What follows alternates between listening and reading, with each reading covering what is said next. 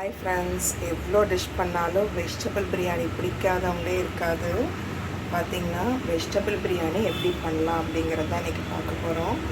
கொஞ்சம் இஞ்சி பூண்டு பேஸ்ட்டு, லெமனு, புதினா, கொத்தமல்லி, மீல் மேக்கரை நான் சுடு தண்ணியில் போட்டு எடுத்து வச்சுருக்கேன்.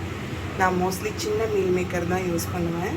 அப்புறமேட்டு கேரட்டு, அப்புறம் பட்டர் பீன்ஸ், பட்டாணி கிடைக்கல அதனால் பட்டர் பீன்ஸ், அப்புறமேட்டு பார்த்திங்கன்னா பீன்ஸு, அப்புறமேட்டு கொஞ்சம் பீட்ரூட். ஏன்னா பீட்ரூட் போட்டோம் அப்படின்னா கலர் கொஞ்சம் நல்லாயிருக்கும் பார்க்குறதுக்கு.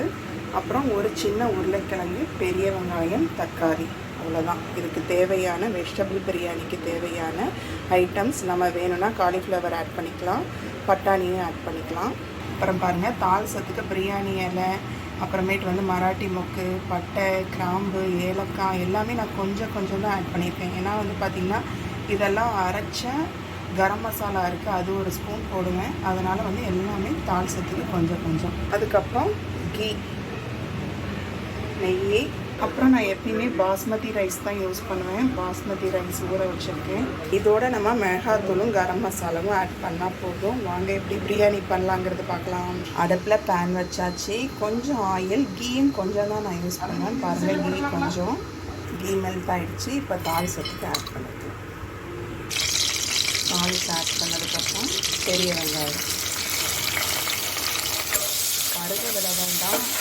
அதுக்கும் ரொம்ப பச்சையாக இருக்க வேண்டாம். இந்த கோல்டன் ப்ரௌன் ஆகிற வரைக்கும் பாருங்கள். இந்த ஸ்டேஜில் இஞ்சி பூண்டு பேஸ்ட் ஆட் பண்ணியிருக்கேன். நான் இஞ்சி பூண்டு பேஸ்ட் கொஞ்சம் ஜாஸ்தி தான் ஆட் பண்ணுவேன். ஏன்னா பிள்ளைங்க அதிகம் இஞ்சி சேர்க்கலாம். இப்போ நம்ம டொமேட்டோ ஆட் பண்ணிக்கலாம். டொமேட்டோ ஒரு ஃப்ளேவர் மாதிரி தான். அதிகம் போட்டால் தக்காளி சாதம் மாதிரி ஆகிடும். அதனால் நான் சின்ன டொமேட்டோவாக 2 கட் பண்ணி வச்சுருக்கேன். இப்போ நம்ம கட் பண்ணி வச்சுருக்க வெஜிடபிள்ஸ் ஆட் பண்ணிக்கலாம். அப்புறம் மீல் மேக்கரையும் ஆட் பண்ணிக்கலாம். குழந்தைங்க நார்மலாக வெஜிடபிள்ஸ் சாப்பிட்றாங்க கூட வெஜிடபிள் பிரியாணியில் போட்டால் சாப்பிடுவாங்க. நீங்கள் அடிஷ்னலாக வேணும்னா காலிஃப்ளவரு இந்த மாதிரிலாம் ஆட் பண்ணிக்கலாம். காரத்துக்கு மிளகாத்தூள் 1 ஸ்பூன். அப்புறம் நாங்களே ரெடி பண்ணால் கரம் மசாலா 1 ஸ்பூன். அதிகம் போட்டால் கசக்கும், 1 ஸ்பூன். இந்த ஸ்டேஜில் கொத்தமல்லியும் புதினாவும் ஆட் பண்ணிக்கலாம்.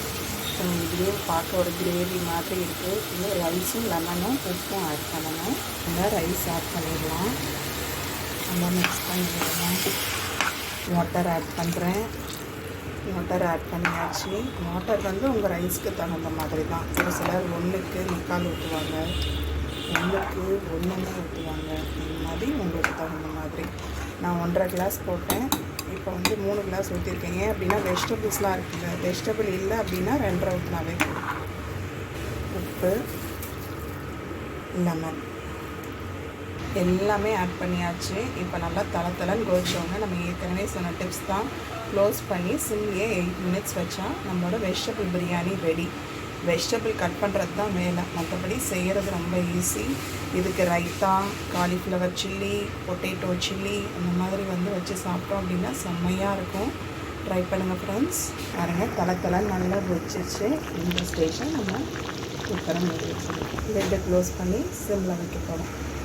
பாருங்கள், சுவையான வெஜிடபிள் பிரியாணி. நம்ம போட்டிருக்க பிரியாணி இலை, carrot, beans, meal maker, butter beans, புதினா, கொத்தமல்லின்னு கலந்த வெஜிடபிள் பிரியாணி ரெடி.